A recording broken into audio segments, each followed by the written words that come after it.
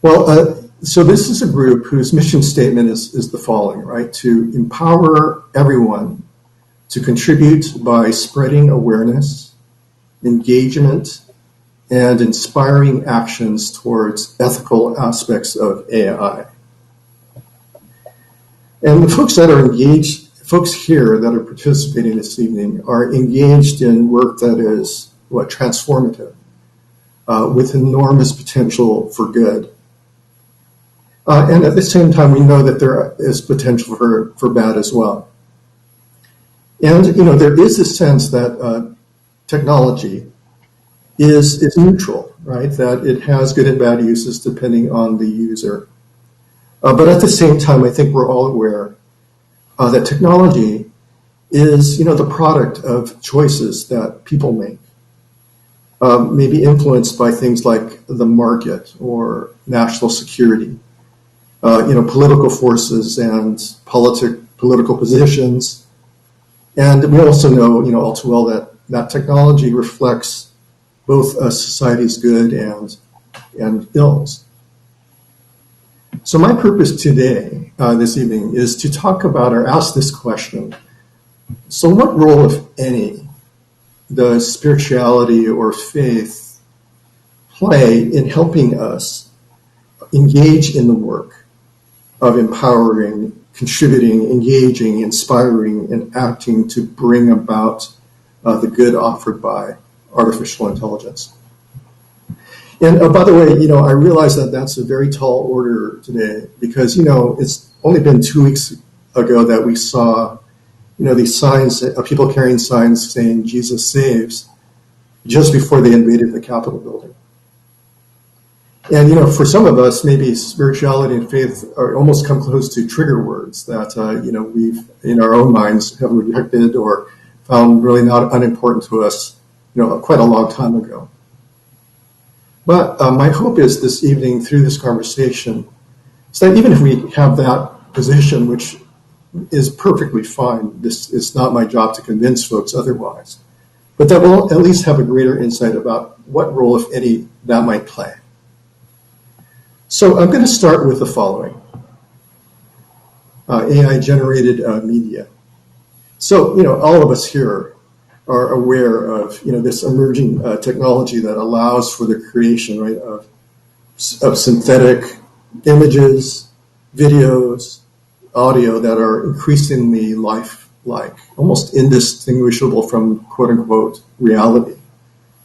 And perhaps some of us here are engaged in that work. And we've all seen media or articles, et cetera, that raise concerns about it. The possible downsides for the use of this technology for, propaganda, for fake news, social control, et cetera. And, here's a slide that shows that an editorial asking whether deepfake technology is going to destroy our democracy. And then here's a recent article from the IEEE's publication about, all around me are synthetic faces, which is kind of warnings about this technology as it explains it, though, to developers and to IT professionals. Yet, at the same time, we know, just like all AI technologies, that there is this positive potential for it. And there's this recent article by Ashish Jaiman, and he writes that this kind of technology might give people, it provides the ability to enhance a person's, he says, voice, purpose, and an ability to make impact at scale and with speed. And hopefully I can show this. Maybe people have seen this video. Let's see if it works here.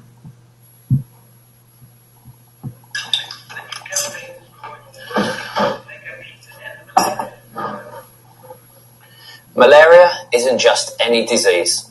It's the deadliest disease there's ever been. Se dice que ha matado más de la mitad de la población que ha existido. وما زالت تقتل طفلا كل دقيقتين. Mais nous pouvons y mettre fin. Nous savons comment, nous en avons la possibilité. हमें और अधिक कार्रवाई की जरूरत है. 我们需要让世界领导人关注。 Hivyo tunazindua kampeni ya sauti.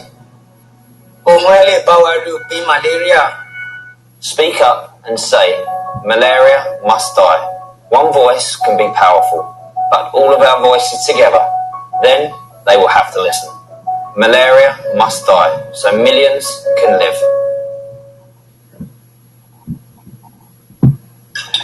Let's see if I can give this message. So, whenever I teach a course or I'm in conversations, I tend to ask a lot of questions, and so I'll do this now. So, in what sense does the video that we watched assist or provide the ability to enhance a person's voice, purpose, and an ability to make impact at scale and with speed? In what sense is that technology that was just shown, in what sense does it do that? And folks can use the chat, or I don't know if it's possible to speak just over the speak audibly on this platform, but feel free. Oh yeah, absolutely. So folks, if you have a question or comment, feel free to chat it, and I can read it out loud, or Mark can also see that as well. Right. And so again, the question is, in what sense does that video illustrate how this synthetic technology has this positive potential that Chinen describes here?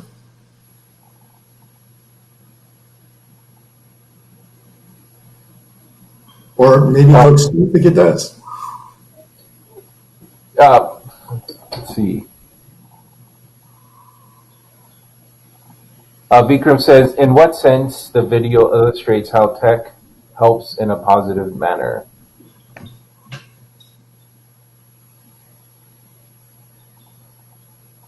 Yeah, or more specifically, how does that video enhance voice? How does it enhance a person's purpose, their ability to make impact at scale? Yeah.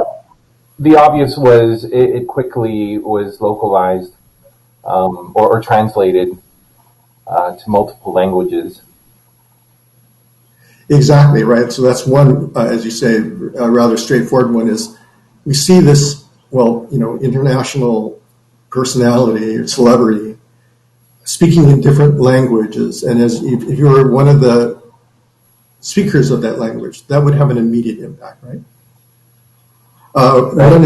Melinda's saying, I feel like it makes the message more personal through Beckham, and there's a feeling of togetherness to help this mission. And I take it's because this is a well-known person again, and this person is actually speaking their language. Mm-hmm. But it's still a little strange just because as a viewer we know about the tech behind it. And maybe I can follow through with that. In what sense is it strange?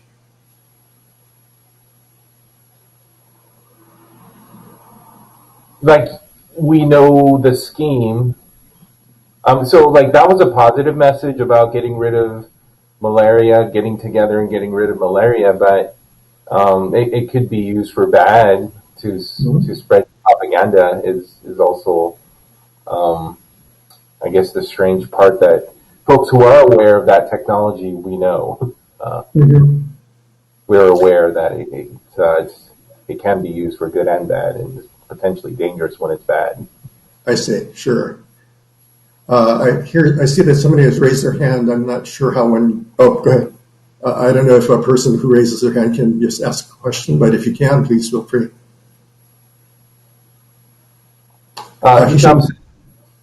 You go ahead. Yeah, so can you guys hear me okay? So Yes. I think part of it too is you have to question the authenticity. If a person doesn't, that he doesn't, whether you know about the technology on the back end or not, if the message and the words he's speaking isn't really true to that person, if it's multiple different voices or whatever it might be, then you wonder if he even is aware of what he's saying. Is it translated or whatever it might be too. So how do we know the authenticity of what he's being said is really what he's saying? Okay, that's a really interesting point. Yeah. And Hisham is saying, I believe using a known figure speaks the languages I spoke brought much higher attention, even though I know it's deep fake. That's really interesting, right? Because then it sounds like we're sophisticated enough to know that it's quote unquote not real, and yet at the same time we acknowledge that it is attention grabbing. It's impactful in some way. Any other thoughts or comments before we continue? I just what that video also, that was a good example using it to send a helpful, powerful message using a celebrity worldwide. But then, since the recent years, we just know which channels are kind of questionable and or news media conglomerates, and I could see how, like in Europe, maybe like RT could spread misinformation using that methodology and technology really fast. Just like the quote here, the ability to enhance a person's voice, purpose, and the ability to make an impact at scale with speed. Yeah, it's not good or bad, but it's just case by case. Yeah. It's true because it shows its power, and then immediately it sounds to me, Sanglo, that it's you're already thinking about, I can just see that if this technology were in the wrong hands, that would also give voice, purpose, etc., but not the kind of purposes or voices that you would support. Hisham is saying, also adding to his comment, that I believe it provokes our consciousness to what's real and what's not real using a powerful global message. I'm not sure if I'm getting what you're saying, Hisham, but correct me if I'm wrong.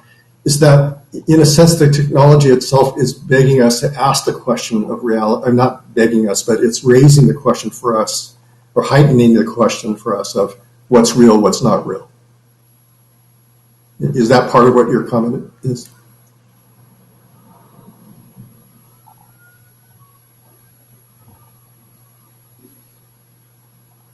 Well, if you're, I'm happy to see your response later on, but yes, because we know it's not real, but we're taking the message. That's an interesting point. I'm going to continue by sort of asking a hypothetical related to this technology, and then I'm going to pose a question with that hypothetical, but then I'll add something more, and then we'll have some more conversation. So imagine then the next big leap in this technology.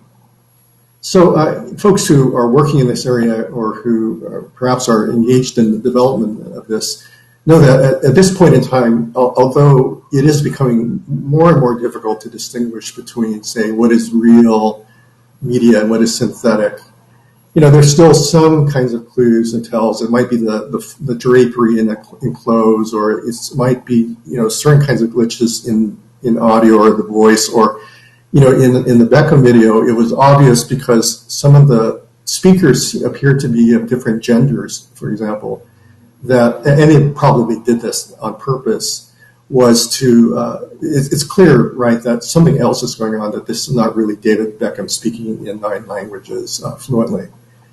But let's say, for example, though, that we work for a company that's engaged in this technology and really has come up with a series of, say, developments that represent the next big leap in this technology. So that, unless a person is truly an expert in this field, it might be virtually impossible to tell the difference between these, what is synthetic and what is real. And so then the question becomes this.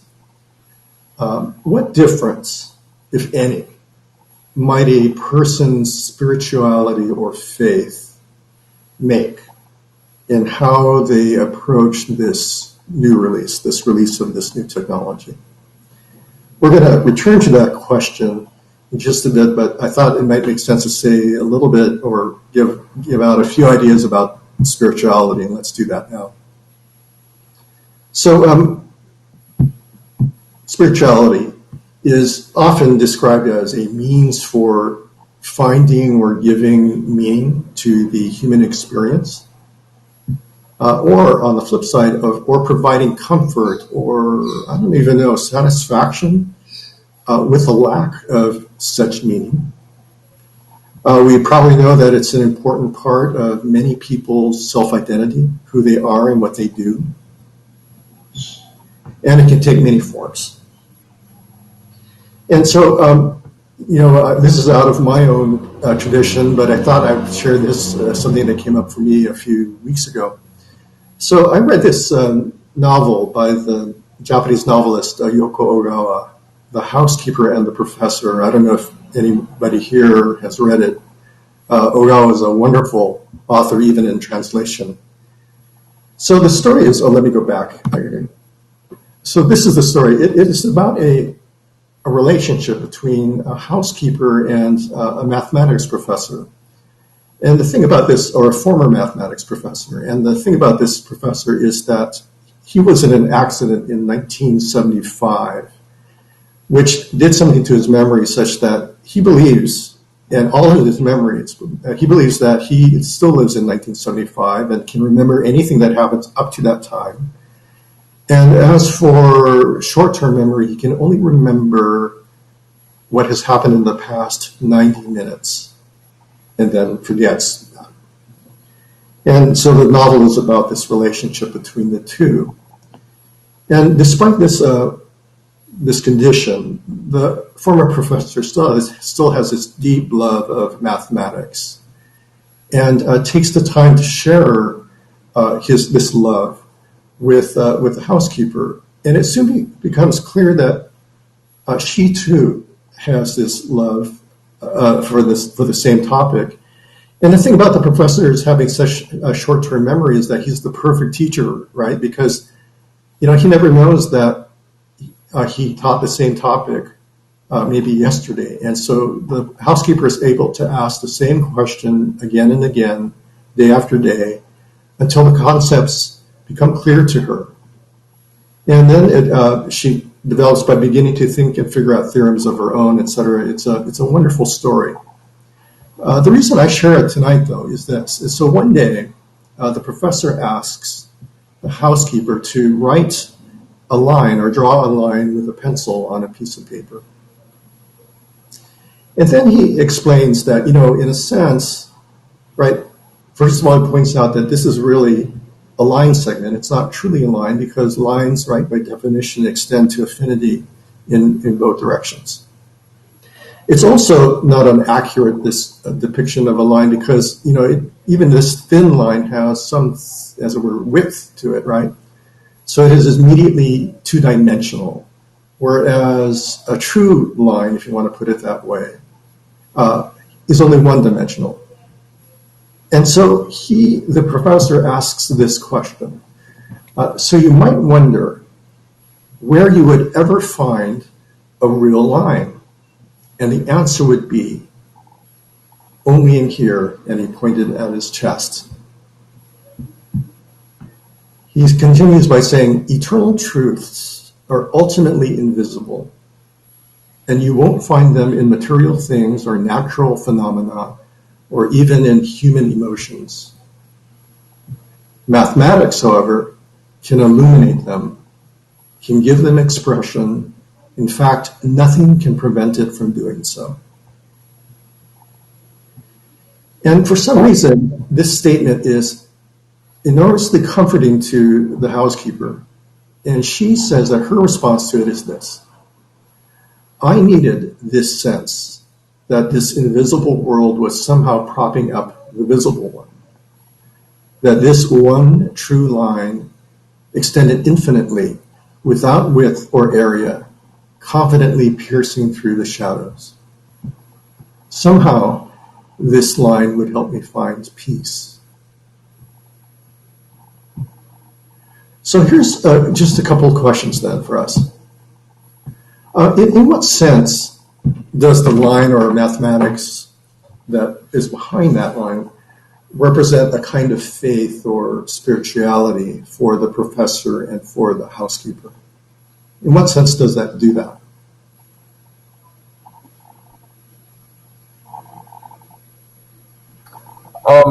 While we wait for questions or comments, my initial thoughts were this line is infinite beyond my lifetime.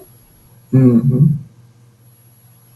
So it speaks to, it suggests something that, well, again, without end or without beginning, it just continues, and then and you personally saying though your life is in contrast to that seems, I don't know, I don't even know how to put it, but you are setting yourself in contrast to this infinity. Okay. Mm-hmm. And my consciousness of it, the way you put it, or this author put it, is just kind of just at this moment. But this line is forever, infinite. Okay. Go ahead. Oh, and then kind of tying it back to spirituality, it's neither here nor there. It's actually incredibly really deep, because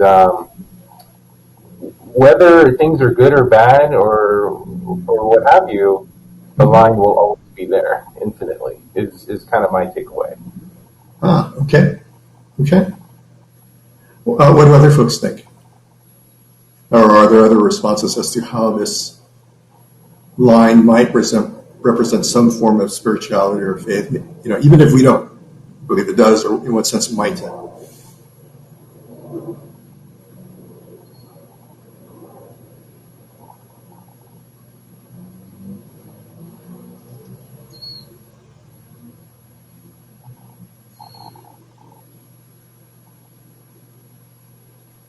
Any other thoughts on this one?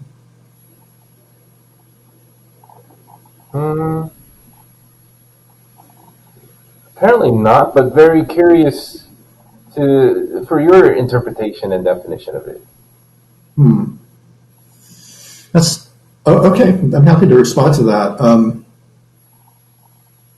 Like I said, I come out of a particular faith tradition, and I chose this one on purpose because this is coming from a different culture, and from a Japanese novelist, and also mathematics, right? So we sometimes don't think about it. What I was interested in was this idea that there's somehow this correlation in mathematics between mathematics and, as it were, reality.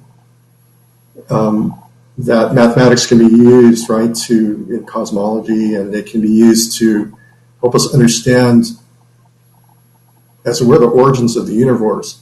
And it's I don't know if it's a spiritual thing, but it's just amazing to me that this thing exists. This, as it were, way of understanding reality exists, which, in a sense, reflects reality, and yet is almost separate and apart from it. I'm sure those of us here who have taken mathematics, and I know many of us in our daily life work with mathematics all the time, but that's fascinating to me. Hisham is saying, I believe that the line is the simplest shape in geometry, which is why you can build up infinite representations to it, whether spiritually or mathematically. Well, that's interesting.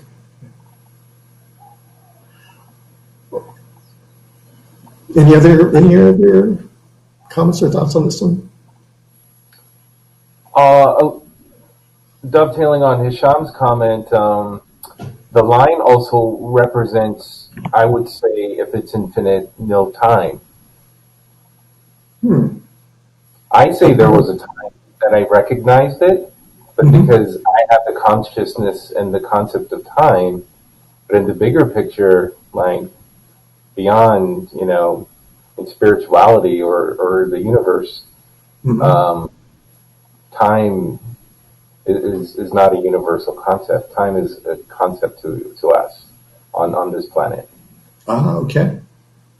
Right, and then Hisham is also saying time is also a matter of perspective. So I take it, Hisham, you're referring to theories of relativity, for example, and frames of reference with regard to time. Any other thoughts or comments before I continue? So here's my next set of questions then. Let's go back to AI. So suppose that we agreed that this belief, say, in a one true line, is a kind of faith or spirituality. So here's my question: how would it have any impact? On how we might think about the release of our hypothetical new development in AI-generated synthetic media, or wouldn't it? And if we can't, if folks who are listening can't relate to this idea of the line, perhaps some of us come up from our own faith traditions or spirituality. We could replace that line. It's, yeah, in what sense, or would it have any impact on how we might think about or approach the release of this new development in AI-generated synthetic media? Or not?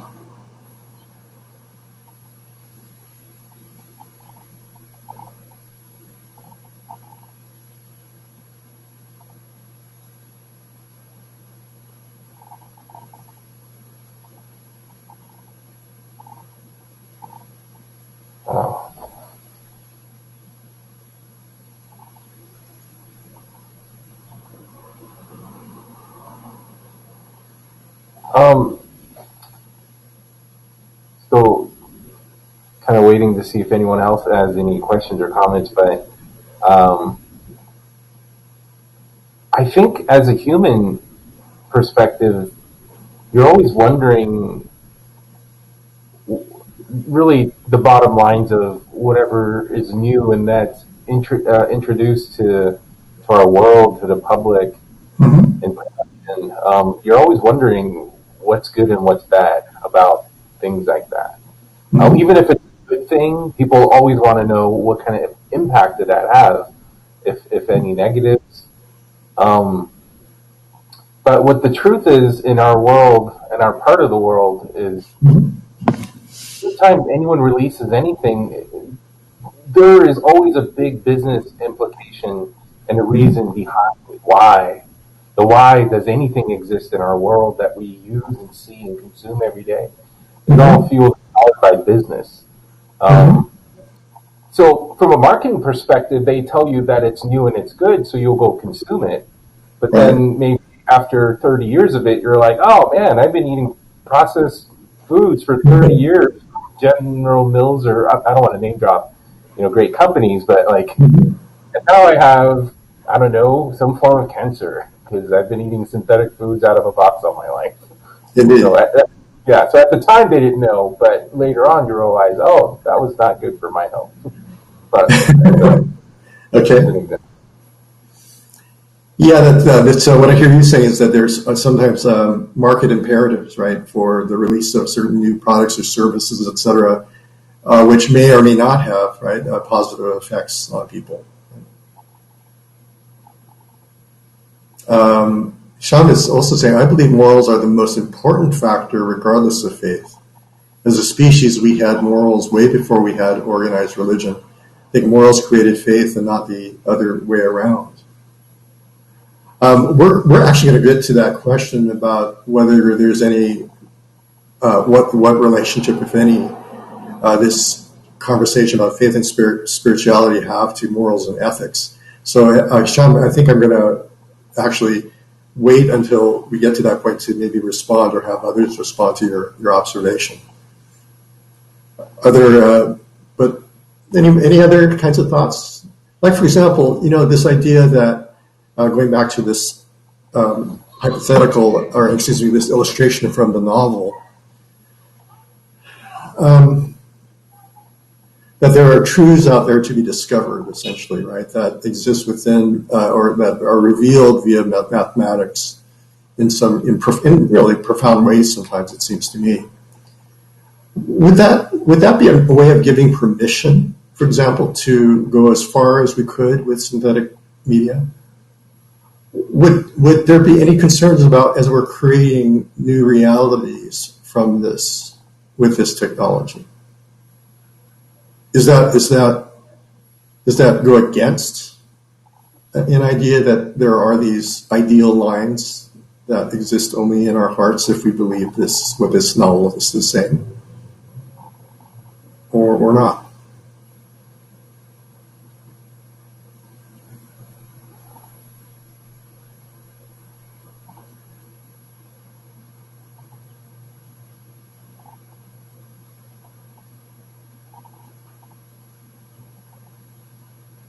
Yeah, I can't help but to think about, the current leaders in technology and how they use technology and how we use their technology.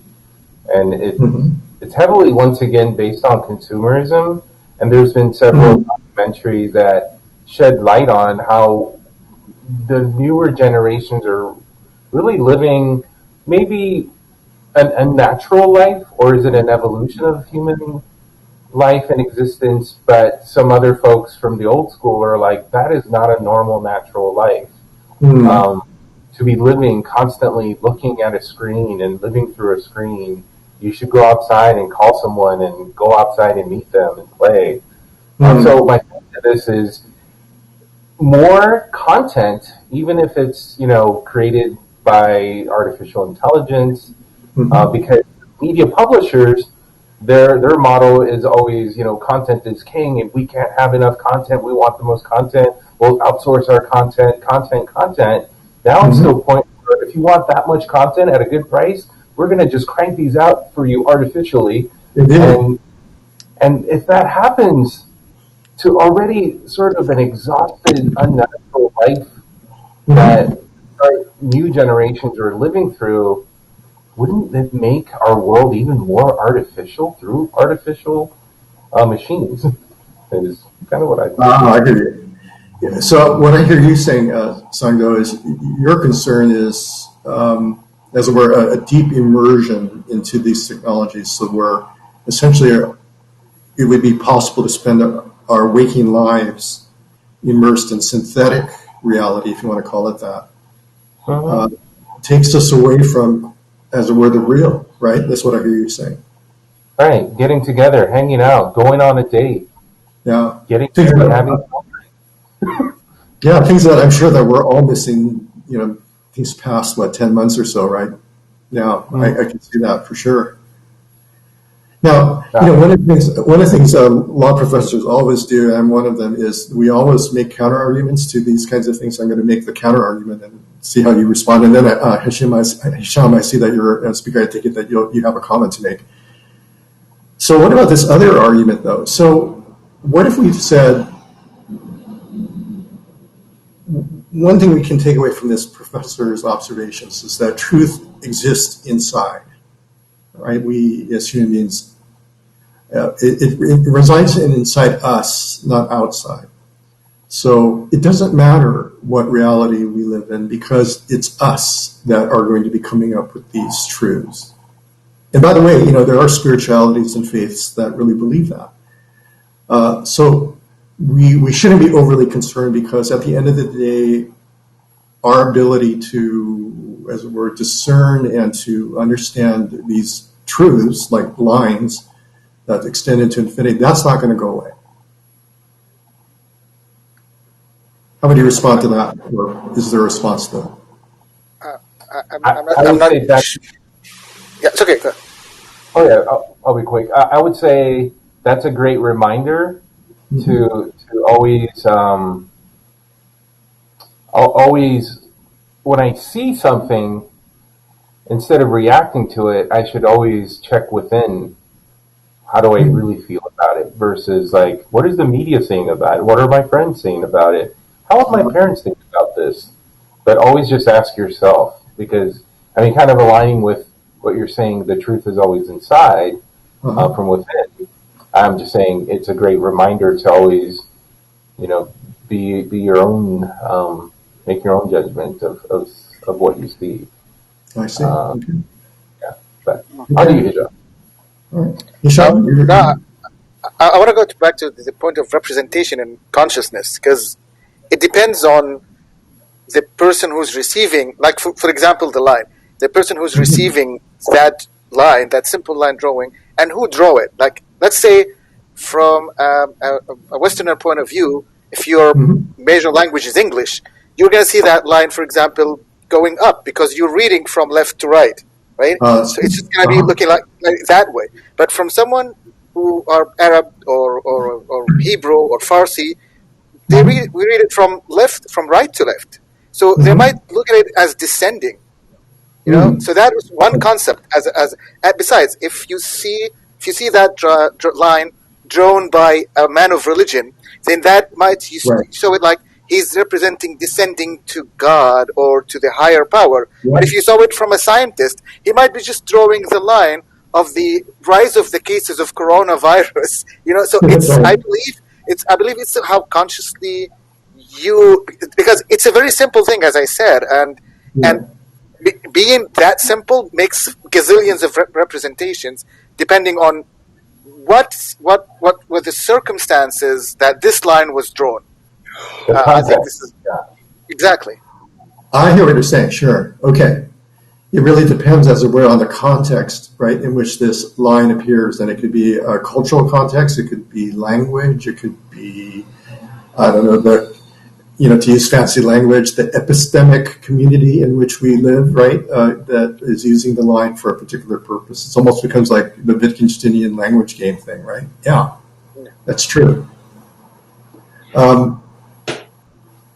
Now, wouldn't the mathematician, I see Gang Chen is also with us, and so you might have a comment as well, but wouldn't the mathematician say, yes, that's all true, but in mathematics, the line is the line. Again, this is a representation of something that really does not exist physically. I mean, we see, as it were, physical representations of lines used in various contexts, as you're saying, Hisham. For him, it really is representative of something that only, quote unquote, truly exists within, because it's only in the human imagination that there is such a thing as a line without any width, with only one dimension that goes infinite. Because we don't, when we look out in the world, we don't see lines extending into infinity, usually. Yeah. Argon, you had a comment, or? Oh yeah, I just have a comment. Can you guys hear me? Oh yes. Oh, okay. So yeah, it's like I think it's a very interesting point. When we talk about what is reality, what is imaginary thoughts, or what is hypothetical things. Actually, I think that be able to imagine, be able to believe in imaginary things is a very difference between us and other animals. And the human beings, Homo sapiens, didn't do very well until 70,000 years ago. Actually, we tried to conquer whatever Neanderthals. At that time, the first try 130,000 years ago wasn't very successful, because we are very similar to them, that see the reality what it is and only perceive the reality what it is. But something happened cognitively about 70,000 years ago that forever changes from the rest of the world. Basically, we have this ability to believe in the imaginary things, and more and more we believe in the imaginary things. Actually, we gain more and more power. And then you look at nowadays, most of the things actually is imaginary, whether it's religion, whether it's liberalism, whether it's socialism, whether it's neo-Nazi, all those things they're all imaginary. But including the foundation of a Western culture is based on the human rights, based on the individualism. This all, in the essence, is imaginary belief. I see. But it dominates the whole world right now. So it's interesting that we're talking about AI, we're talking about this, and then also we bring in the reality and the imaginary things in. I thought it's a very interesting dynamic in this context. Yeah, indeed. Because what I hear, you're using the term imaginary, and that's perfectly valid. I was thinking things like democracy versus totalitarianism, in a sense. Those are abstractions, so I might use those terms. The things that we're talking about are not real in the sense as we don't, and everybody understands this, of course. They obviously have real world effects because, as we know, people suffer because of policies, et cetera, made in the name of these kinds of things. But you're right how these abstractions have these real world effects on us. It's interesting. Any other comments before I turn to the next slide? All right. Well, here's now we're getting back to Hisham's point, or the question raised implicit in Hisham's earlier comment. So, would someone who thinks in terms of ethics without reference to spirituality or faith approach synthetic media any differently? And really, it's getting to this question. Is there really any difference between, say, an ethical view of, say, artificial intelligence versus how spirituality or faith might affect how we think about the development of technologies like synthetic media?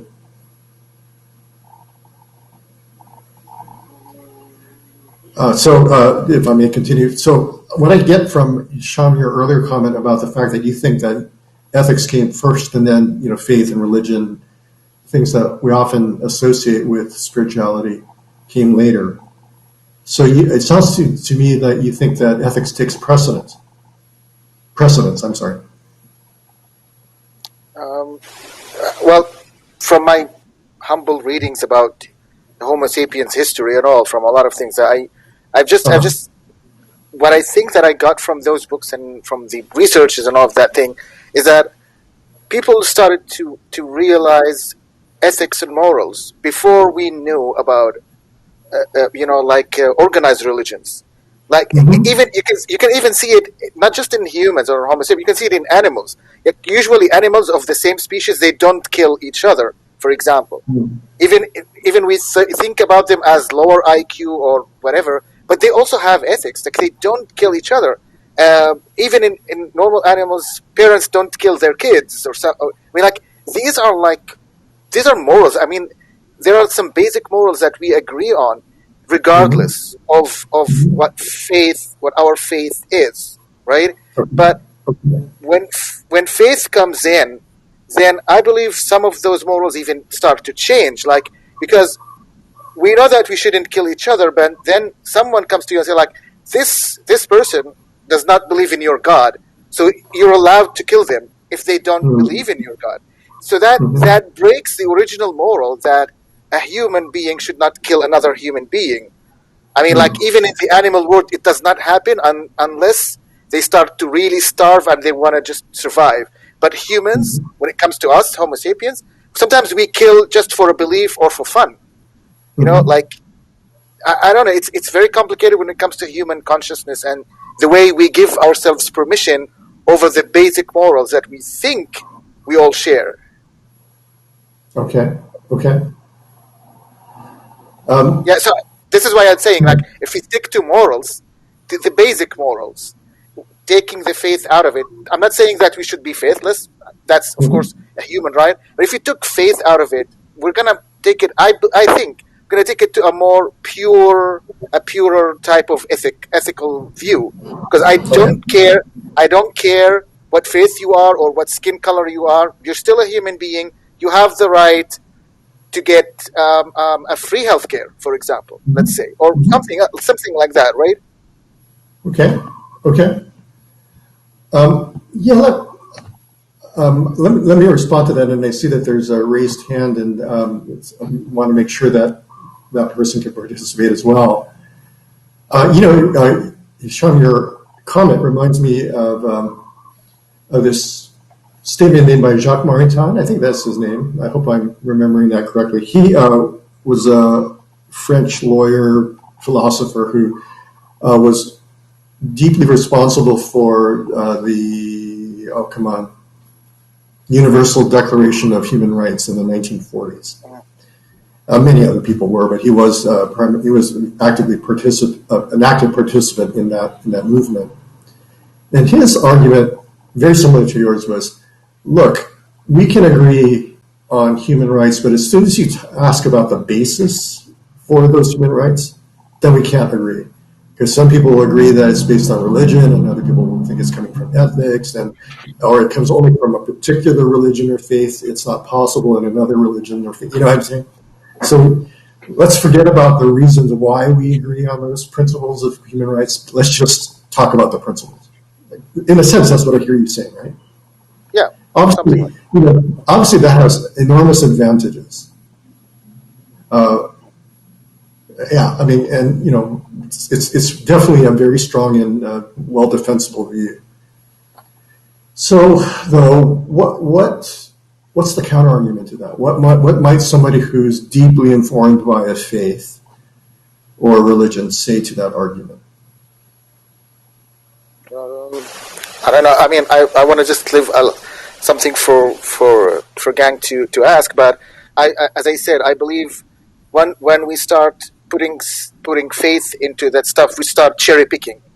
Like, okay, so we're all humans, but is he Christian or is he Muslim? Is he a Jew, or he's like an atheist, which is the devil for us, something like that? Because you see sometimes, and it creates groups and subgroups, because the group, let's say the Christianity as a group and things, and the Muslims, but you see Christians, Muslims, and Jews, sometimes they all stand together against atheists, although they don't, most probably like each other, but they say, like, this is more dangerous to us, and if we get rid of that, then we'll be happy. But then if they got rid of that, then they start looking at each other, and everybody starts to want to get rid of the other group, and that's what creates like what happened to we're all one, we're all humans, we're all the sons and daughters of God. Like, I don't know. Okay.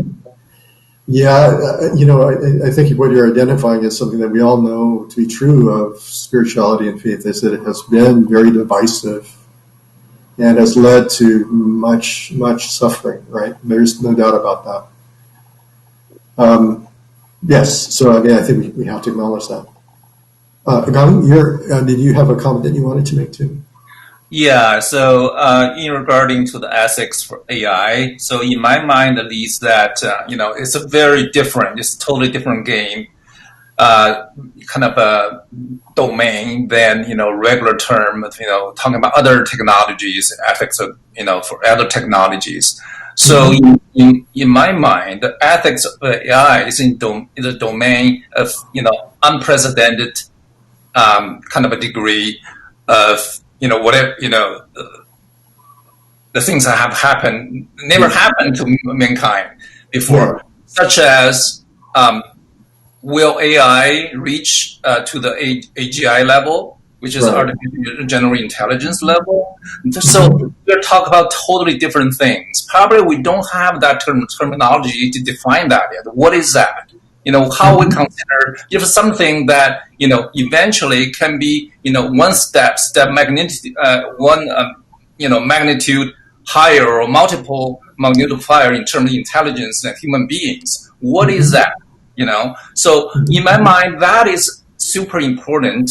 And that's, a lot of people are concerned whether, we should start worry about that now in terms of, regulation, in terms of the ethics, all that, to cope with that such an unprecedented technology. Well, you want to call it technology, but it's, in my mind, it's like, if you use the term technology, it seems like you put AI in the same group of the traditional technology, which I think is kind of dangerous. So you're talking about something like, has 10 times or 100 times more dangerous or potential than a nuclear weapon. Are we, is that it does us a justice to put that in the, in a normal term of whether it's technology or ethics? But in my mind, it's much greater than that. What's interesting about your comment, and by the way, Melinda, I see yours, and I'll read your comment in just a bit. What I hear you saying is that, in a sense, our existing categories and concepts of ethics, let alone spirituality and religion, as well as the category of technology, is insufficient to, as it were, we can't use those things to fully wrap our arms around the potential that AI represents, that it can be truly, truly transformative because of its, its power. And of course, as you know, right, folks argue back and forth as to the extent to which that is true, et cetera. We don't have time to go into that conversation now. What's interesting, one interesting thing I would say is, when you start talking in those terms, somebody could say, well, now we're starting to talk more in religious terms, because now we're talking about things like that are beyond us. And as soon as you start talking about things like those kinds of great powers and all that stuff, then it's almost starting to border on the religious in some sense. Although I'm not sure. I mean, I'm not saying that that's where you're headed. Where you're headed. I want to read Melinda's comment, which is, I agree with Hisham that spirituality and faith could act as a framework for someone to justify ethical or non-ethical behavior. And there are many layers of complexity when it comes to one's personal ethics, conscious or subconscious. Yeah, it sounds like I'm hearing two things, Melinda. I need to step out, but want to say thank you. Oh, okay. I'm sorry that. Thank you very much for being here, Melinda. I appreciate that. I just wanted to respond in a bit. I hear two things that I think are worth all of us that I think are important. One is, for some folks, ethics without any spirituality or faith is more than enough as to act as a guide as we try to tease out and understand what to do with things like transformative synthetic media, right? And then I'm sure we're aware, though, that there are other folks, maybe some of us are here participating tonight, who think it's our very faith in our spirituality which motivates us to think ethically. We wouldn't think about other folks, or we wouldn't be concerned with these impacts but for our spirituality and our faith. So we have both, and in a sense, that's what I'm getting from part of Melinda's comments here. And the other thing is this idea that, oh yes, there are definitely many layers of complexity. My wife happens to be a psychologist, and she would say she would be having a field day trying to tease out why we behave the way we do, why we make decisions the way we do. It can be any number of motivations. So there was a raised hand earlier, et cetera. I just want to make sure, did that person get called on? I mean, that was hi, JB. Yeah. Now it's JB. Yeah, I just want to jump in if you're finished. I don't want to Yeah, because I just noticed that we always talking about AI, but it always boils down to ethics, spirituality, and consciousness, right? No matter how much we avoid it, for some reason it just gravitates towards that. I think it's very obvious that it is, the more, for example, mathematics, right? If you question what is math, you deeper you ask it, it becomes, physics. You ask what physics is, it becomes quantum theory. You ask then it becomes philosophy comes in. I think the deeper you ask, philosophy, consciousness, black hole, we just go that direction, right? Right. I think AI is the same thing. It's bigger than the category we're trying to fit in. It's so big that we're trying to fit in on like technology, it doesn't fit in there. We're trying to fit into law, it doesn't fit in there. So, the biggest net is just, ethics, religion, and spirituality, which it's been done in the past, right? Then it really, one thing it hurts me when listening to all of us is that I think what we need is a person that's expert on that type of thinking. Because the reason why I bring that up is because I deal with patents, right? And I deal with different departments. So if you're trying to come in me and I ask you what's your background, if you don't have that background, you don't really know anything. For example, like it doesn't matter what kind of PhD you have, right? Yeah. And if you're trying to enter, like just say, I'll just throw a guitar, for example. If you have like 10 PhD or physicists, can you play a guitar? It's simple. It's like I'll tell you, can you play a C chord? Nothing, right? Yeah. I think this is what's happening to us is that we are expert on very, with our own circle. Yes. But AI is so much bigger than all of us combined. So I think what I'm trying to say is that, we need gurus, I think. The people that sit down every day that think about this ethics, they are the expert. And I don't think you can disagree with them. The people that are, professional at thinking this type of thinking. I think that what we need to be part of these discussions are the the philosopher, the gurus that we keep killing in history. People with a big mouth, we always crucify them because they are always counter to everything we've done. And one example is Tesla. It took us like 100 years to really adopt his technology. Well, he was a philosopher at this time. We thought he was crazy,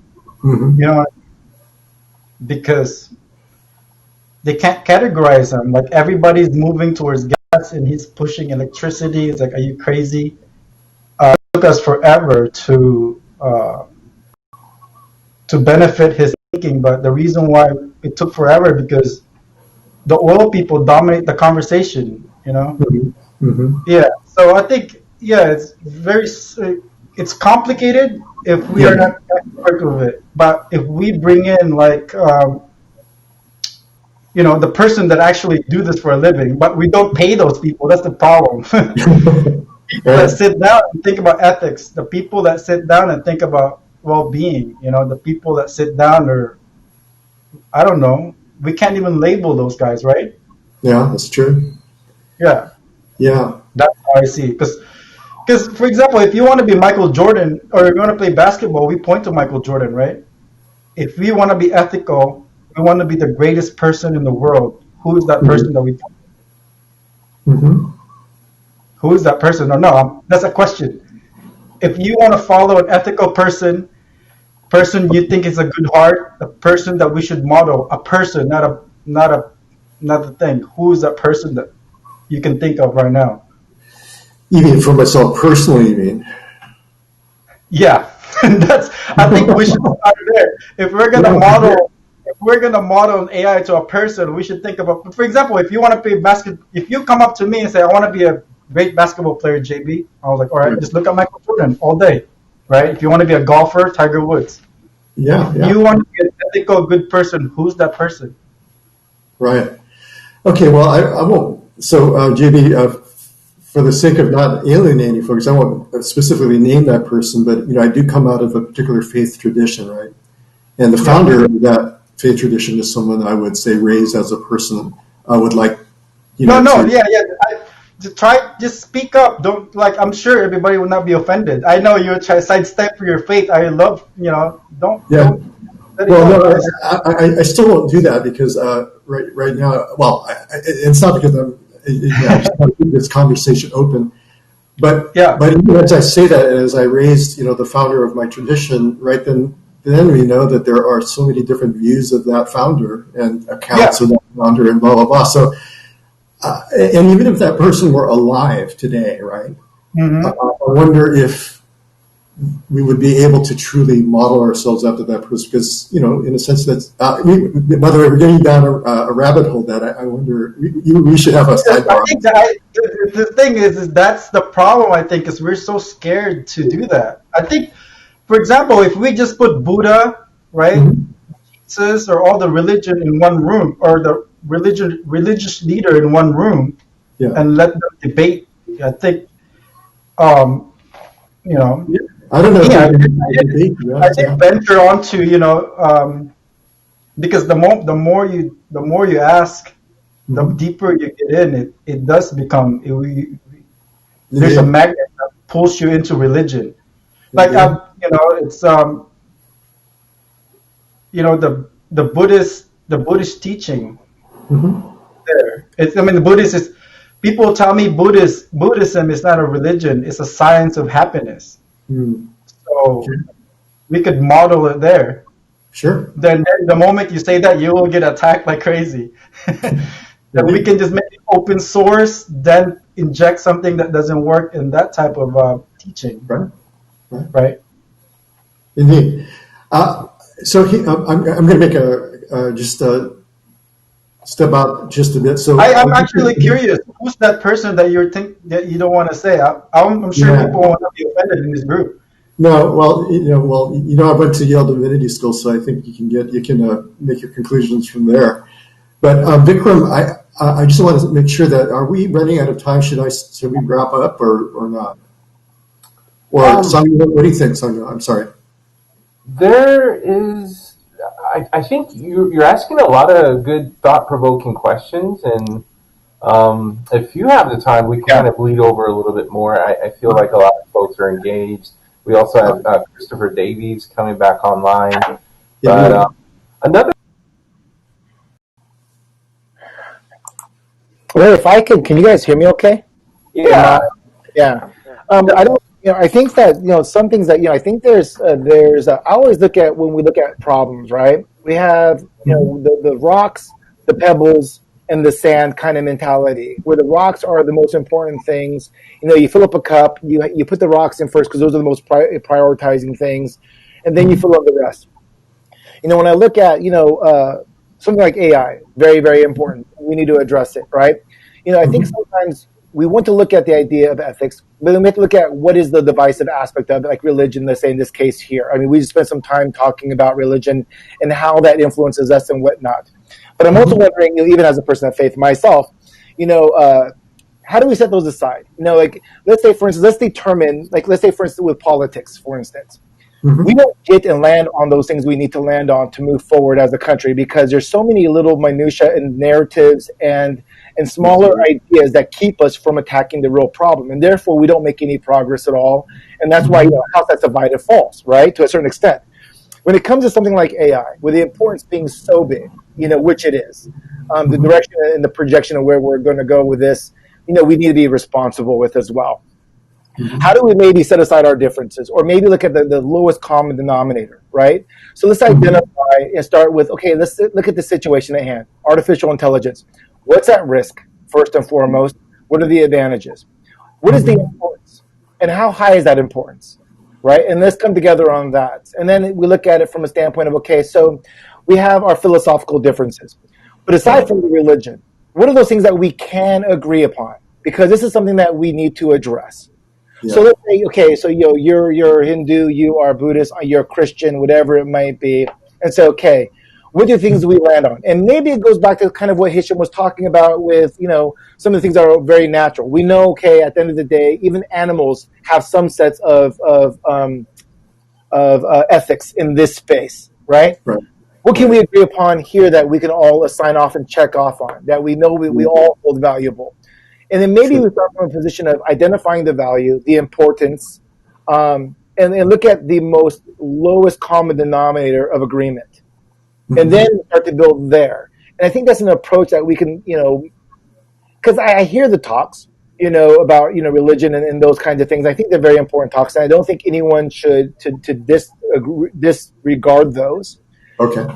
Is there ability to set our differences aside, to make progression or even make an impact on some of those things that might hold significance in doing so? I just want to kind of throw that out there because I think I understand the importance of this. I understand the implications of it. But how do we move forward and actually make some kind of headway? Yeah, I hear what you're saying. Because, and I don't know if this is what this part is what you're saying, but when you say, putting aside some of these things in order to have conversations on what we agree on. And by the way, I'm seeing that my internet connection might be getting unstable here, so if I cut out, my apologies. But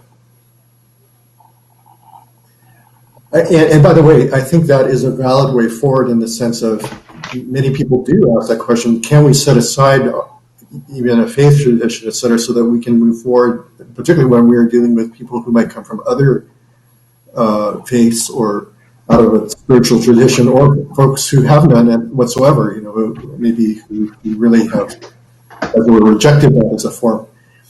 And I think that is a valid approach. The only other thing I might say is that, other folks, and I think I might include myself in this, I would say at its best, when it's at its best, and it's not always this way, my faith tradition hopefully allows me to engage in that conversation, and might require me at times to set aside things that I might even hold truly dear to myself, because my faith tradition might call me to that. And I'm not saying that every faith tradition, and even interpretations of my faith tradition, some interpretations of my tradition would not allow us to do that. But that goes back to Melinda's earlier point that there's these subtle kinds of different dynamics even within a given faith tradition or sets or ethics as well. By the way, I see that Hussein is saying another way to ask this question is, what would Aristotle say about AI? This would take a long time for us to discuss, have that conversation, but maybe that's another topic we could talk about. But your point is well taken. Because I would think that, well, never mind, let's not go there. Otherwise, we'll be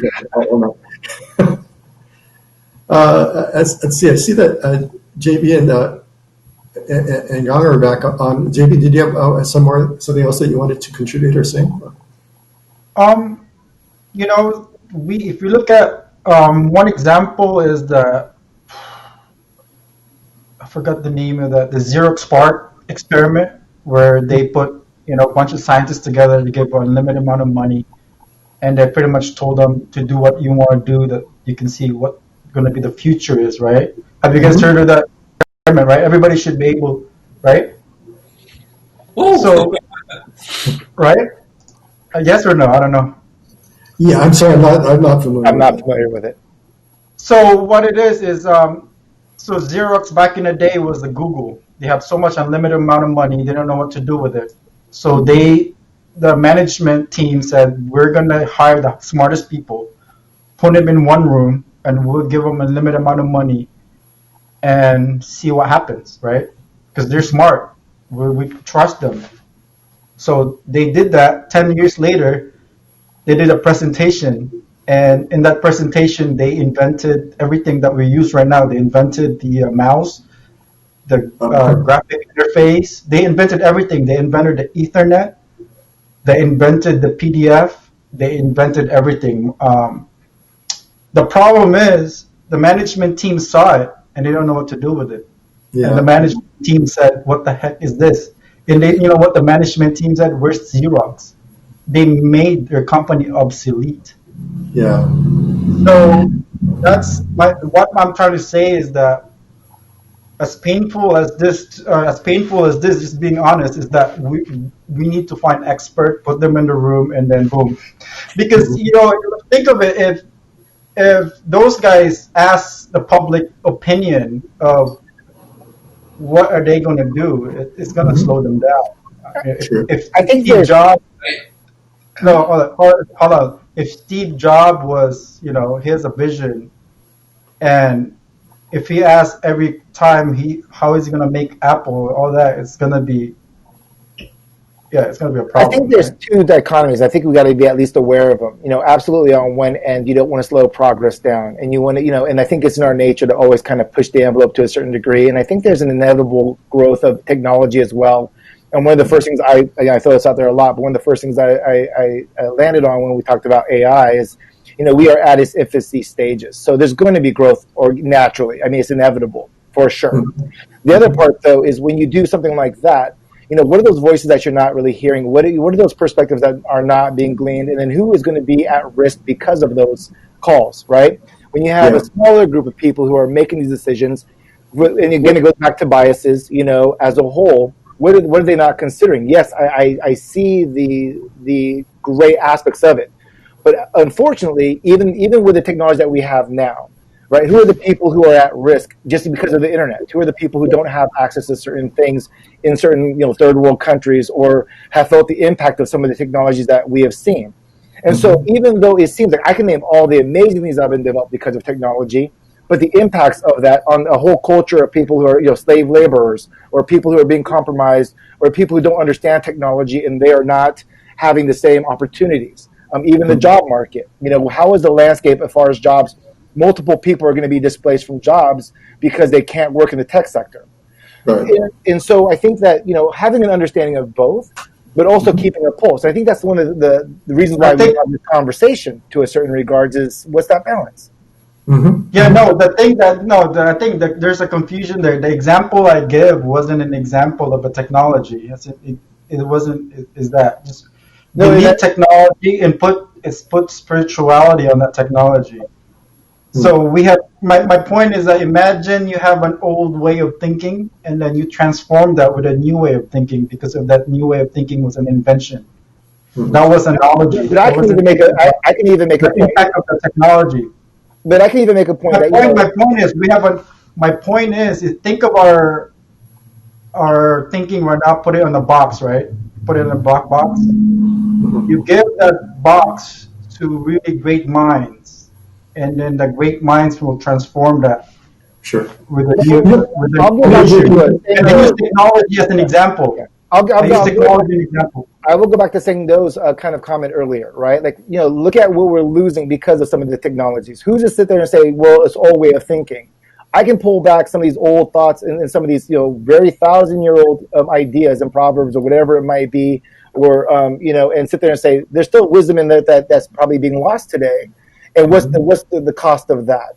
And I'm not disagreeing with you by any means. I'm just saying, like, there's not simply just a direct answer. There's at one cost, there's always going to be something that's going to be lost. We gain something, we probably lose something. And it's just that self-awareness as we develop this, I think, is very, very important. Sure. Yeah, I was going to say in response to, the two comments, and then Gang, I see that you've come back on the stage as well. So JB, in response to your idea that, the Xerox illustration really illustrates kind of a failure of imagination on the part of Xerox management, right? To recognize the enormous, what an enormous creative act those experts had come up with, right, with those inventions. And so, I mean, there's I think all of us would agree that there's room for that kind of imagination, that kind of intellectual ferment and creativity. I'm sure many of our companies, would pay millions of dollars for that kind of creativity. The downside, of course, is that, then we mortals, right, don't have that same imagination, and so sometimes it takes a century for someone to recognize the contributions of a Tesla, or a great religious guru or figure. Many, as you know, right, many artists are completely unrecognized until maybe decades after their death, and then finally people catch on. It just might be a part of the human condition that we don't have that kind of imagination, at least some of us. Gang, you were going to say something, though, I think. And then Chris, I'm just going to respond to you as well.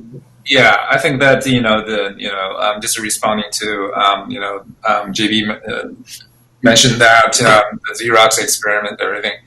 I think that in my mind, if it turn out AI just like any other breakthroughs in technology, I will be sleeping very soundly at night. I don't have any worry that whether it's we can just like use whatever we have been using successfully, the framework of ethics, law, all that.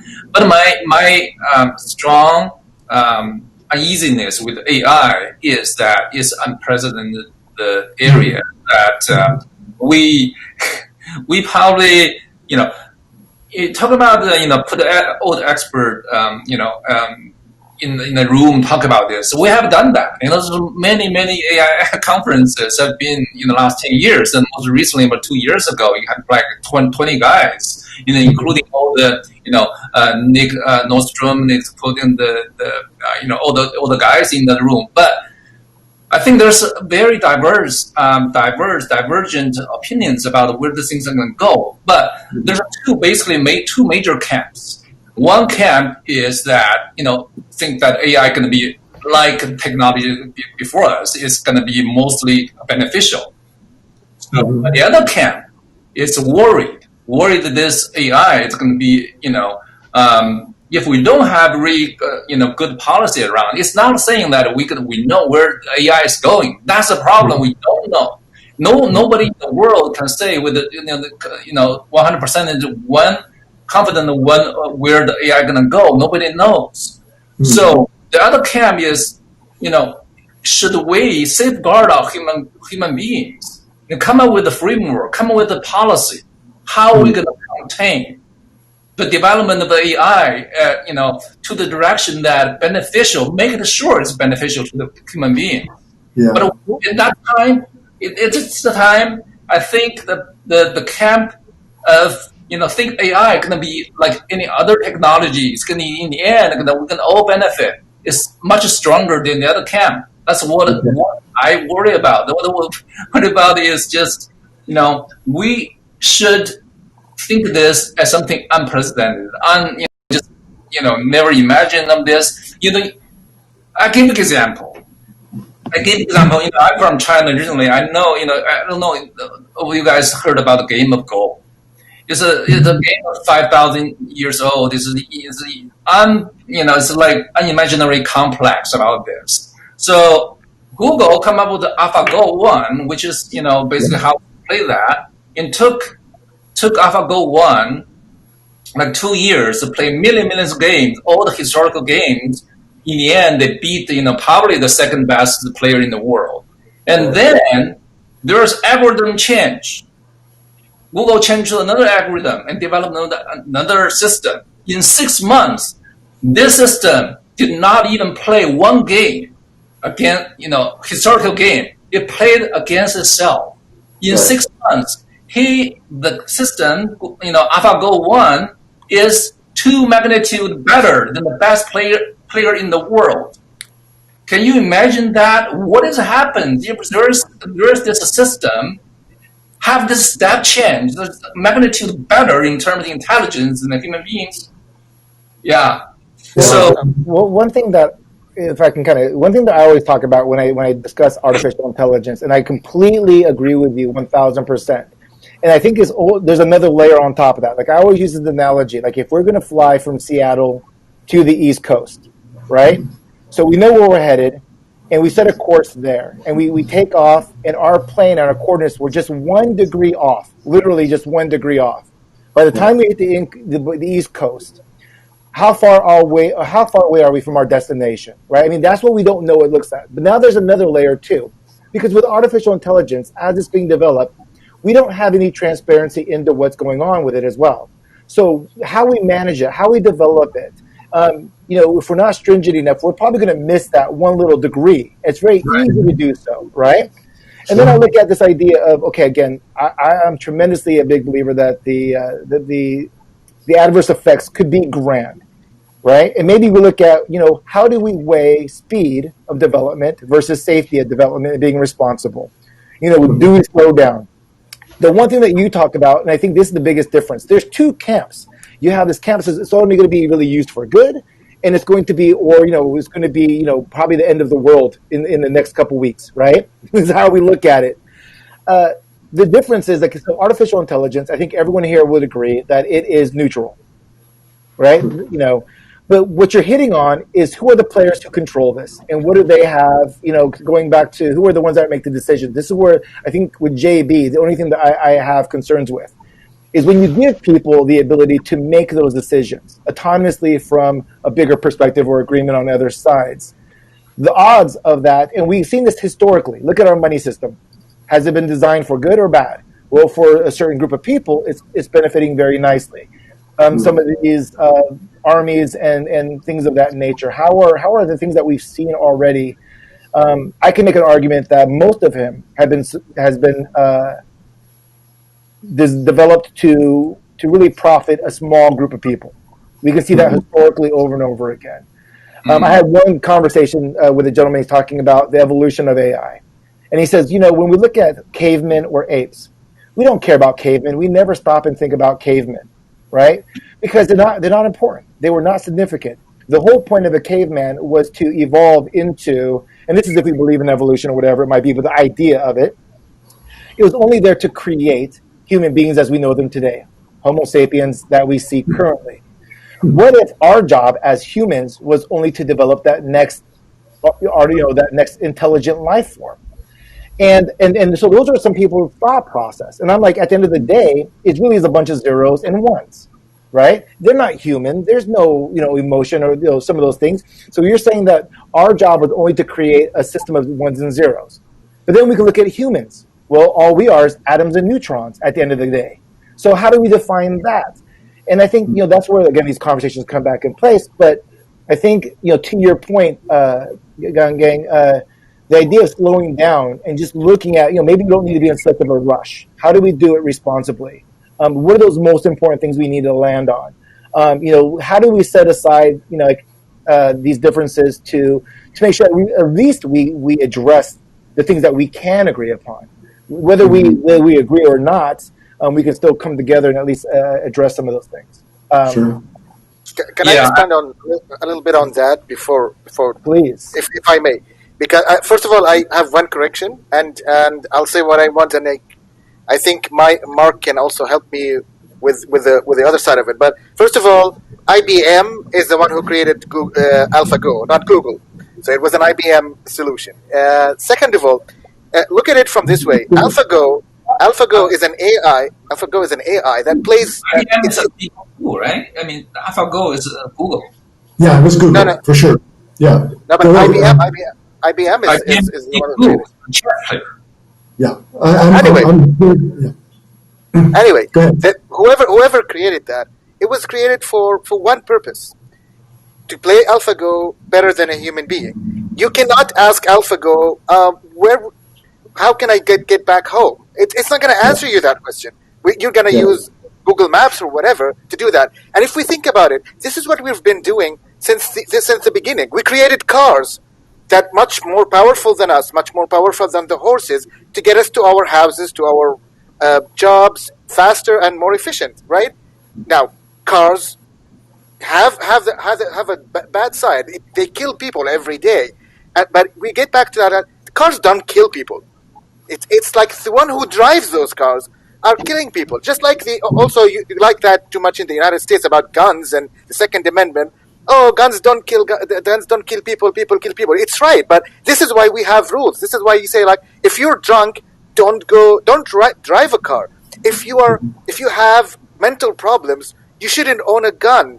Or if there's no reason for you to own a gun, you shouldn't own a gun, for that matter. And this is the thing. The ethics we're talking about is not for machines. It's for the people who are going to use those machines. And that's why we have laws that regulate who drives a car and how you can drive a car and who owns a gun and who should be allowed to own a gun. And that goes also to humans. Now, will we come to an artificial intelligence that will be as much as a human being? I personally believe if we reach that, it's not going to be also like something. It might be a hybrid species between us as humans and artificial intelligence, or like a mix of those ones. Because this is how life goes. The thing is, now we know that there's a lot of car accidents all over the world, and car accidents kill more people even than planes. But that doesn't mean we stop using cars, right? But we will punish the people who misuse the cars, right? And I think, I don't know, Mark, you can help me on that from a moral point of view, because the way I see it, technology is always a tool. It doesn't matter if it's AI or not. It's who uses the technology and how this person or this group of people use that tool for the benefit or the disadvantage of humanity. Can I make just one counterpoint? I understand what you're saying, Chris and Hisham. Yeah, I think that's basically the argument of the main camp. What basically what you're saying. You guys saying. But I'm kind of leaning toward the other camp. Your assumption is just like AI, just like any technologies, will be under human control. But my question is, what if it's not? You're talking about. I didn't say that. Just so you know. Yeah. I didn't say that. As Chris says, maybe this is going to be a new species of I don't know, creature. It's an artificial form of creature, and that's maybe where we're heading. That is not my point. Where this is, we don't know. By the way, what's going on. My point is, whether you're in Camp 1 or in Camp 2, things are not going to stop. Since the day when people created the wheel, and I'm sure creating wheel took a lot of jobs, we didn't stop because a lot of people lost their jobs because of wheels. And the invention of the wheel is creating millions and millions of jobs because now wheels are in cars, are in machinery, are in everything. We cannot stop that. What we can do is how to steer it, whether we're Camp 1 or Camp 2. None of those camps can stop technology. There's no way that we can do that. That is my point. So, okay, I totally understand what you're saying. So basically, in terms of technology, we have two types of AI. Basically, we have the, AGI, which is what we're talking about, artificial general intelligence. Also, we have ASI, which is like artificial specific intelligence. Whether it's autonomous driving car or whether it's robotic, it's all fall under the category of the ASI, basically artificial specific intelligence. Basically saying that AI in that category will be able to do everything better than human beings, but it's always contained in certain area. For example, autonomous driving, car just drive themselves better than human beings, but not necessarily in other things. But my question is, what if there's AGI? Who to say? This is not a possibility. But I'm just saying we should guard on that possibility, because if it's unguarded, that's a super unpredictable, because you don't know the AGI will be for human beings or against human beings. Well, I think that your point is very, very valid, because let's say autonomous driving alone, let's just take that, right? So the reality is autonomous driving is probably already better at driving than humans, right? But the problem with autonomous driving is they have to consider multiple factors. They've got to follow the road, they have the cameras, all that kinds of stuff. One of the things that is the challenge for autonomous driving is humans themselves, when you add humans into the equation. So you have other cars with humans in them that are not autonomous. That's a bigger problem than the actual software and the actual intelligence themselves. So now you take away the humans from the roads. And now you have nothing but 100% autonomous driving vehicles. And they have the ability to be better at driving because they not only do their job, they do it more efficiently, but then they can talk to each other because of the cloud. So now these cars are talking to each other so they can time when they cross the intersection. They're looking at every parking spot as they become available. The lights will be timed. They probably won't even need lights because of how they can speak to each other and recognize where they are on GPS and all that kinds of stuff. So you can already see in that one small example alone, where you remove humans from the equation, already you have a better system. When we develop it, and like I said, again, I'll get back to this point, we are at the very infant stages of this technology.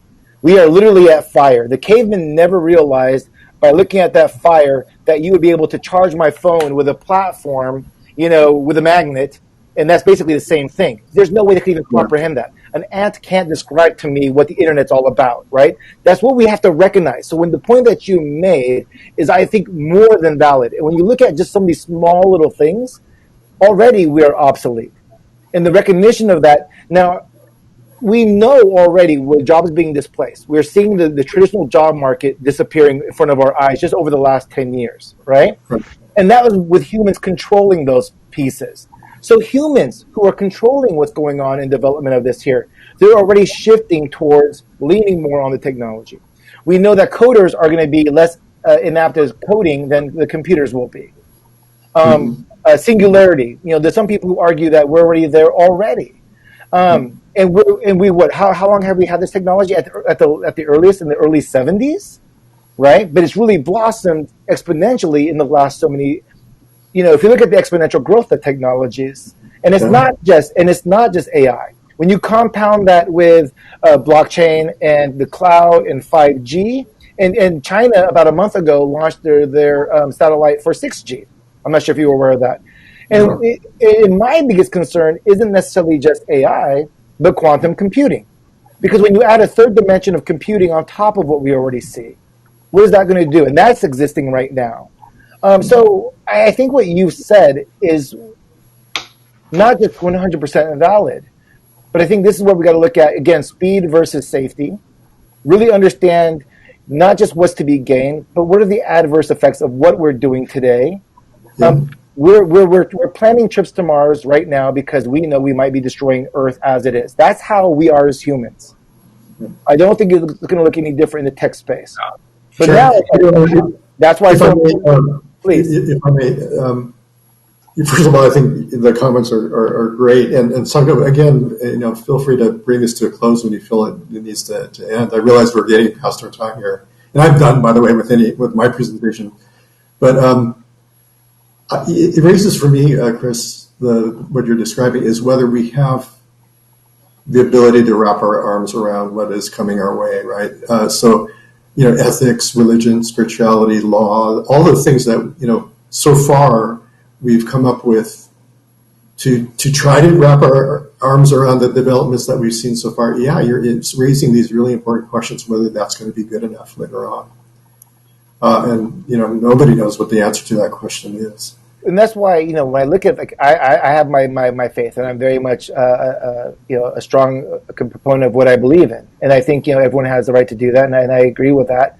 But when you look at, again, evaluating the importance, even myself, if it comes to the point where we get to address some of the more important things, the main things, the need to set some of these things aside because of what you just kind of described, and I'm not saying it's easy, but there's a guy who wrote a book, how do you, about negotiating.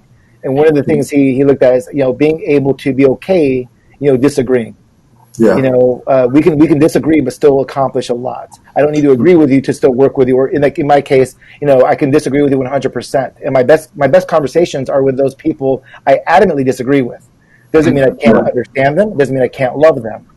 But, I just worry about, because we saw this president, about nuclear technology, nuclear weapon. There was a race between the Germany and the U.S. It was kind of locked in as a prisoner's dilemma, right? Anybody know? It's like, but they cannot back out. And I'm afraid this AI thing is going to feel the trap of the prisoner's dilemma, because we all know that we want certain outcome, basically beneficial to the human beings, but at the same time, because of competition, especially right now, it's between the United States and China, which is a powerhouse of AI.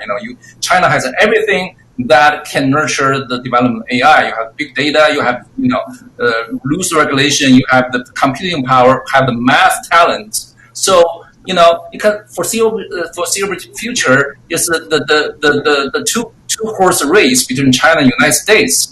And we are locking this race.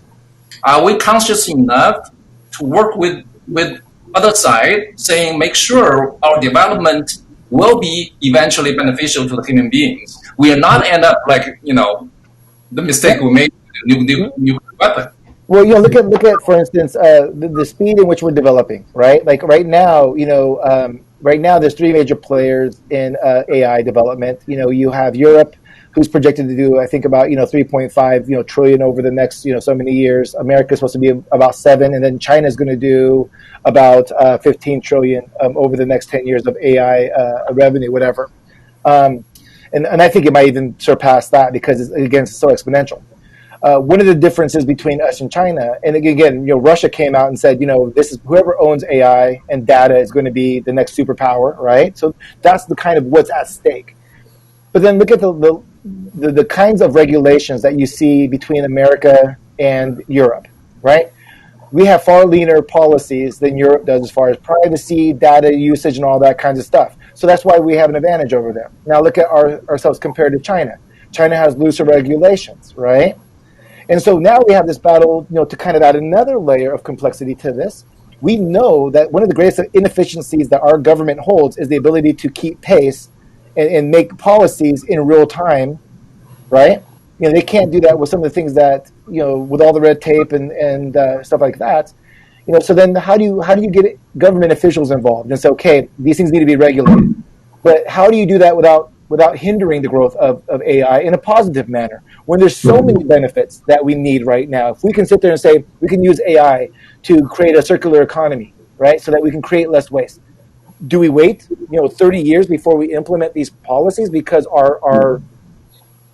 it just adds another. I don't have answers, which I never do on this show. It seems like I have ideas, but but those are things that need to be considered. Yeah, it's going to be AI should be if we want to use term ethics or moral, should be international. The whole world effort. Not, just in the United States, because we are talking about we have multiple players, especially now we have like two strong players. If they don't work together, and it's not going to be, I don't know. So that's why I'm kind of worried about it, because I know that there's a lot of, And I think that's the spirit. And that's the spirit of in certain areas much more advanced in this country. I mean, in certain area development, for example, they have the tight control. They have the population, the facial recognition. Everything's like it's pretty scary. Get to the point, pretty scary. And two meetings ago, someone made a comment, talking about, I think it was ACLU, that he was doing some of the talks there, and he says, it's interesting. The only real difference between surveillance in America and surveillance in China is, at least in China, they are aware they're being surveilled. And I'm waiting for it. Yeah, and with us, we're not told that we are. So we feel like there's probably more leniencies. When you look at what's going on with social media. And someone brought up the social dilemma, not just that we're being watched, but how is it actually being used against us?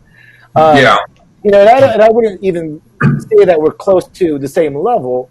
But again, when we have a society that's unaware, we don't have the self-awareness to understand that, hey, this is out there and how it's being used. Nor do we really care. Like at the end of the day, most of America, you're being watched and this is actually being used against you. But again, it goes back to determining what is the importance of something. Well, in America, maybe the importance of me to be able to take a picture of my coffee in the morning and put a nice little quote and post that on Instagram, that's more valuable to me than the accumulation of my data and how it might be used against me. And then again, there we go with another layer of how do we make the progression, and I always go back to two different things, and I say it's pretty much every time we have a meeting. But how do we develop greater transparency where possible, and where do we build in better accountability for when people do go astray? And I think that's within the spirit of what we're trying to do here with a good AI. Like, the probability of go astray is very real. I mean, for example, it's like, if you have, black box in trading in financial markets, and if it's AI black box, and if it decides, if your goal is to maximize profit, whatever you go in the trading strategies, the system can well decide that the best strategy to get profit is to start a war, right? I mean, start a war, and so it's like all the use the bots to generate the media, agitate everything. It's a proven cash cow. Exactly. So how are you gonna guard all those scenarios? I mean, it's like when the thing is about AI is like it's a step change. It's like it's not like a traditional technology take years. If one guy come up with a better algorithm, you will see 10-folds of increasement of development. For example, the GAN network is some kind of 20 years old from Canada. Sitting in the bar, come up with the idea. Yeah, we have this new type of neural network. And that, just increase the generation with pictures and faces 10-folds better. So how are we going to safeguard all that kind of thing? It needs society awareness. All those needs all the governments in the world to work together to safeguard AI development. Great. Great conversation here. We're actually going to just wrap it up from the stage perspective, but we can take this exact same meeting with the same audience and same speakers now back to our breakout tables with respect for Mark's time. And Mark, feel free to join us. I think you'd still be pinnacle and center to join us. And this has been one of the most interactive meetups we've had, I would say, because you do present well, very good, thought-provoking questions, and I love everyone here bringing their flavor and ideas and their backgrounds and challenges, because new ideas and advancement happens when there is a little bit of rub. So that's great, and ironically, JB, I really liked how you were pressing, bring that moral ethic expert to the table. Who is that? And I'm thinking, oh my gosh, our society does not have a job description for anyone like that. So with the AI future, the general AI future, maybe in the future we should create, well-paid, respected, celebrated jobs that are titled like empathy managers of some sort. Yeah, right. That sounds kind of cool now, But we have them. We have those guys. They've been dead for so long, and we still talk about them. Right. But they've been watered down. But we're modern saints. We're modern saints. Yeah. They always talk about dead saints, but right. Do they not? Are they obsolete, or are they still relevant to this day? Yeah. Mark in schools and up to them now, and kind of like, hey, sorry, the world needed you back then. Yeah. Do you know a guy, a professor, kind of doing what you do in UW? His name is Ryan Carlo. Oh yes, I'm well aware. Yeah, he's kind of a similar. He's a professor, law professor, but he's a director for the, law and the computer science and the information technology. This kind of AI regulation, and he testified in the Congress, everything. Well, I just want to. He's considered a national leader in my field, and in law in particular, in the relationship between artificial intelligence and law, particular regulation. Yeah, he's. Yeah. I just wanted to say thank you, Mark. I really appreciate having you. Thank you so much. You are great. I love the conversation. We got to do this again more frequently.